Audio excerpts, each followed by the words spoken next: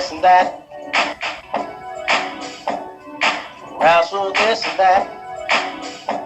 I'm Brother Reek with Brother Don Juan. Wrestle this and that. Wrestle this and that. We talk about wrestling, it's a fact. I'm Brother Reek with Brother Don Juan. Wrestle this and that. We're back with another edition of Wrestle This and That. I'm your host, Brother Rick, and this is my co-host, Brother Don Juan. No doubt, sauerkraut, Don Juan. Guess what, Don? What? Smackdown. Yes, Smackdown. RECO rumor report, and What do I think? we'll do Don thing, and we're gonna do our Royal Rumble prediction recap of the. We're gonna do a Royal Rumble prediction, and then we're gonna do our 5 favorites who we feel may be the 5 people wrestlers standing in the ring before 4 of them getting eliminated. And we crown either a new champion or Roman goes 1 versus all. That's right. That's what the necklace is all. 1 versus all. And so we had SmackDown last night, 121-16. And people were wondering how it was going to, after Raw ended the way it did, how was SmackDown going to tie in? Well, it started off with Y2J coming out, and Jericho talking about how he had the best highlight reel ever. Yeah, without him being in it. Yeah, so it was, right? then he just points up to the screen. They show the scenes. Of course, Roman with the spear on Brock, and then League of Nations come out, and then after that, it's like, where was Jericho and all that? He bailed out. Yeah, he said, "I'm getting out of here." He got tired after those flips. You know what I'm saying? Right. Those flips. Tired. And then of course, Brock throws League of Nations around. F5 Sheamus, and then the lights go out and the Wyatts come out, and the family enters. So while that's going on, Jericho's in the ring. All of a sudden, you got the New Day come out. They interrupt them, and they tried to get New Day switch it again, but it ends up being more of just a segment for Jericho. First of all, like, they come out and they call him a murderer for the trombone thing. Like I said, I'm just not feeling that. Yeah. I'm just not feeling that. Yeah. Kofi say you committed a brass murder.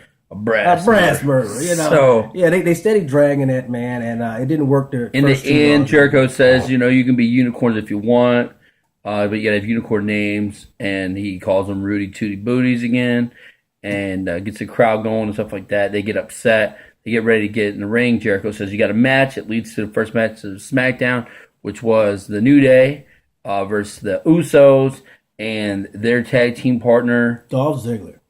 We're home, Dolpho, because he came out and he had his face painted like the Usos as well. I don't know what happened there. I mean, it looked like he fell in some paint, if you ask me. I just, hey, you're on, man. I guess I got to word this out. So, match was pretty much dominated by the New Day until the very end. Xavier Woods, of course, was the person who got pinned, but something really awesome I've never seen before. A triple super kick to the face. Boy, that was, and they pick up the victory with that super kick, and that was nice. That was nice. That was very nice. It took us straight into our second match. We had Becky Lynch and Alicia Fox against Alicia Fox. Alicia Fox's hair looked like came out of a frying pan. I don't. I mean, who's working on her backstage? Must have took a nap or something, brother, because she looked like she stuck her finger in an electrical socket. And there you have it. Charlotte and H out there watching Becky. Rick saw like Becky's good, but she's not great like Charlotte. And the match kind of Alicia Fox had maybe a minute and a half of controlling the match. Oh, excitement! Yeah, with her tilt the wheel back break. I mean, which she always used, and it always looks good. She can use it every time. And then of course Becky sets up with her sig. She gets her in the corner. She jumps up. She does the kick to the sternum into an exploded suplex, and then another reversal into disarmor. Becky gets a big win, riding momentum, getting ready for her match. Getting ready for that against she Charlotte. She gets the submission win over Fox, but I mean, she's just been impressing me with this disarmor, how all different ways that she's using it. So she makes it more interesting for us to really want to see her put this disarmor on, how she's going to put it on. I hope she puts it on this week and wins the championship. We'll see. But we'll get to that later. Our third segment was Miz TV with Dean Ambrose and Kevin Owens. And Dean came out pretty much at the beginning and interrupted the Miz like every other Miz TV. And basically, Miz is just like, enough is enough. I'll just sit in the corner and I'll watch what happens. And Dean talks about how he's going to take Owens on the ring apron, and then he's going to take him over to the stairs. And he said that Kevin Owens looked like a bear. A bear, yeah. he insulted him, but good, because that's what he got from Monday Night Raw. And he only needed to get his hand in the bear trap to be able to smash his face into the stairs. And then Dean said, and then we'll accommodate right over here. He said, Kevin Owens put me through his table. I'm going to put him through his table. I'm going to hold him down. I'm going to get the win. And then Kevin Owens came out. And while Kevin Owens was talking. Well, I did like when Miz said, when my hand go up, your mouth goes shut. Yeah. And then Dean Ambrose said, when his fists go up, Miz's mouth goes shut, meaning that, hey, I'm going to put this fist right in your face. So eventually Owens comes out and starts talking, and then the next thing you know, Miz has had enough, and he attacks Ambrose. He got fed up for every Monday Night Raw or every segment that he has for the Miz TV, that everybody interrupts him and basically make him look like a buffoon. And so he lays out Ambrose, and then he starts calling down for Kevin Owens. Kevin Owens comes out. You're thinking, oh, okay, they're going to double team him? No. Powerbomb, baby. Pop-up powerbomb. KO with a pop-up powerbomb to the Miz. He said, if anybody going to beat up Ambrose, it's going to be me, not you. A has-been. And then he started getting some on Ambrose, and then he goes, when he throws him off the ropes for the pop-up powerbomb, Dean comes back with a crossbody, and he gets on top of him and gets some punches, and he goes for dirty deeds. Owens gets away. Owens bails out. He says, you know what? I'm not just going to waste a dirty deed. So he gives it to the Miz. So Miz ends up down. Ambrose counts to 10, and he said, that's it. And it won't be that easy to hold Kevin Owens down. That's going to be a match that it may steal a Royal Rumble. I just think so. Has a good opportunity to. Then they did a segment with talking about the Royal Rumble, the same thing that they did on our Raw. It's still a cool video if you haven't had a chance to see it. Oh, yeah. Check it out. Good sculpture. Fourth match. You got Ryback taking on Bray Wyatt. Bray Wyatt, and I don't know what they do with Ryback. They have him get a little bit of advantage, and then you have the outside interference, not really interfering, but distracting. And then Bray takes care of business and lays Ryback to rest with Sister Abigail, and picks up the win and keeps the Wyatt momentum train running in. And it would not be the last time we see Bray Wyatt on the night. No, he likes pop-up surprises. So now he pops up. I guess you're just filling in matches with cards again, and here we go again for the fifth week in a row. Yeah, and I don't know what they're doing with this. But Titus O'Neil versus Stardust. Yeah, let me just say, this is making Stardust look worse and worse every week. And this guy come from a great wrestling family background, and just to not utilize him and his skills along with Goldust. He has almost equal skills of Goldust, and it just have. I'm not knocking Titus O'Neil. Don't get me wrong. It's just, what are you doing with this, and which one are you going to build up? My thing about the whole Titus O'Neil is you're giving him strong singles competition showings. What's up with Darren Young? Nothing. He proved to everybody that doing a rumor report that he was not injured, and I don't know what they're doing with him. He came and celebrated for celebrate birthdays and whatnot in the ring after SmackDown went off. So I just don't know. R-Truth's birthday they celebrated, but I don't know what they're doing with him, or I just don't know. Maybe just something as you say they just throwing together. Titus again beats him like he has every single time they fought. You'd think eventually they're going to do that match. Stardust might be able to get a win. At least one. At least one. You know, but unfortunately, he goes up on the top, and Titus O'Neil catches him with the Clash of the Titans, and he picks up the victory for like the 4th or 5th week in a row. So then Titus throws up his whoo, whoo. Yeah. And then after that, it immediately goes to Renee Young, who's interviewing Kalisto. Beautiful Renee. And this ends up being a lot like Karate Kid to me. No doubt. And Kalisto is sitting there. He's talking. He plays the role of Daniel LaRusso. And, he's talking about how he can overcome the odds and that he can't wait for the match. And then Del Rio comes out and he confronts him face to face. And then Kalisto feels brushing up against his back and Spirit and Rusev and Sheamus. And they say, hey, going somewhere? And then they start pushing him around. Like a bully. Yep. And like then they end up holding him. Del Rio gets a lot of shots into his body. And then they're like, get it, Sheamus, get it. Get him. They hold Kalisto up higher. And Bro kicks his face right off. Yeah, I think one thing he was thankful for is that he did wear a mask, because if he did, you saw his face probably compact in from that boot to the face. But they demolished him basically.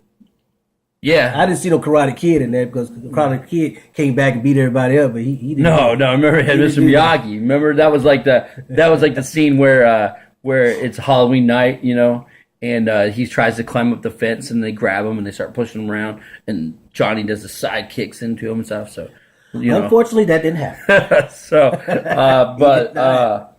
But then you have your main event, which was the League of Nations, the complete League of Nations versus Roman Reigns by himself, and in his last obstacle before it's one versus all, and Roman held his own the best that he could for a while.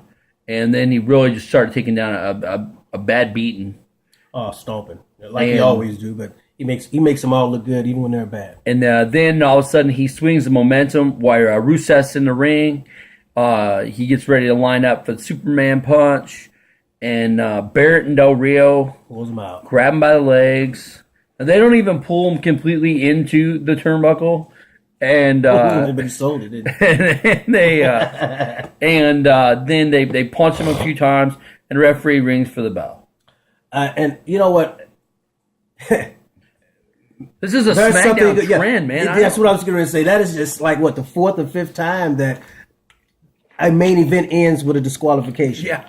But I don't know, man. Like, and it's always the same stupid stuff. Like, things that normally don't inherit a disqualification, get disqualification. So, I say he's taking enough butt kicking. So then they continue to beat down Roman. He gets some help finally. Jimmy and Jay come in, and they say, "Listen, cousin, I'm not going to let you just get beat up. We want to get beat up with you." So they got beat up too. So they end up getting beat up a little bit. Yeah, real bad. Going to. All of a sudden, the lights go out. Surprise, surprise, surprise, because guess what? Bray Wyatt returns. He returns, and he returns with the family. And they surround the ring, and, man, poor Roman, man, he looked around, and he knew it was over. He said, you know what? Man, I ain't got enough fight in me no more. So yeah, just going to do what you got to do. He just sat there, and he turned his head like, man, dude, again. And you hear Bray say, one more time, Roman, one more time. Say, I interrupted you on Monday Night Raw, and I'm going to do it on SmackDown. And they obliviate him. And they had Strowman do, because actually Roman got Luke Harper and Eric Rowan both over the ropes. And then Braun Strowman just showed how easy he can eliminate Roman from the Royal Rumble. He just tossed him right over the ropes. Like, no big deal. And he just looks swole. Then they got Roman back in the ring, and I was so happy to see Strowman deliver that finisher that we haven't really seen him do, because it's always usually the choke out. So So he delivers the finisher, and then Bray says, "Bring him to me," and they do. And Say, Sister hey, I wanna dance Abigail, with him and give him a kiss. yep, And put his lights out. and there's Sister Abigail, and follow the Follows buzzard. the buzzard all the way to the Royal Rumble, And again, the Wyatts look like the most dominant thing going into the Royal Rumble. which is good. Something that Vince been failing, a while back. And now he's been picked up on these guys, and these guys may be some indestructible people when it comes to the Royal Rumble. They may eliminate almost everybody in there. So overall, Rating. I give it an 8. I mean, there was a lot of things that I liked, but still didn't put it together all completely for me to give it a 9. Maybe if you're filling up matches and you didn't give me Stardust and O'Neal and you gave me something else, I might have really enjoyed it. So. Yeah, give him Neville or somebody else totally different. But I give it an 8 also. I say I'm not knocking Titus and Stardust, but I don't think they should have been on that show. Maybe put them on Stars or something, if that's what you're going to do. But Yeah, you're sending us off to the Royal Rumble, so you got to send us off, like Monday Night Raw did. So 5 things that I did like about it was I like the fact that they had Miz stand up for himself. I don't really know if it means anything in the long run, but I did like the fact that you actually got to see him not just be completely bullied around. That he actually, because he's been a world champion before, and so I like that. A good world champion too. I like the fact that they gave a strong showing to the League of Nations as they get ready to head into the Royal Rumble. I love the fact that they kept the Wyatt's machine going. 2 powerful groups, man. That's 2 powerful groups. So I like the fact that Kevin Owens still showed that he don't care about anybody but himself. And powerbomb Miz after Miz tried to give him the opening on Ambrose. We ain't friends. We're not friends, he said. And then last thing is I love the triple super kick. Never seen it before, and it looked fantastic. Nice. And it was on the money. So it was on the money. Boom. You couldn't get any perfect in there. Popped out goes Woods, of course. So yeah. Woods, hey, and it with his brother. So those are the 5 things I liked about SmackDown. And that concludes our SmackDown recap for 1/21/16. Stay tuned. Rico's Rumor Report is next. I catch you.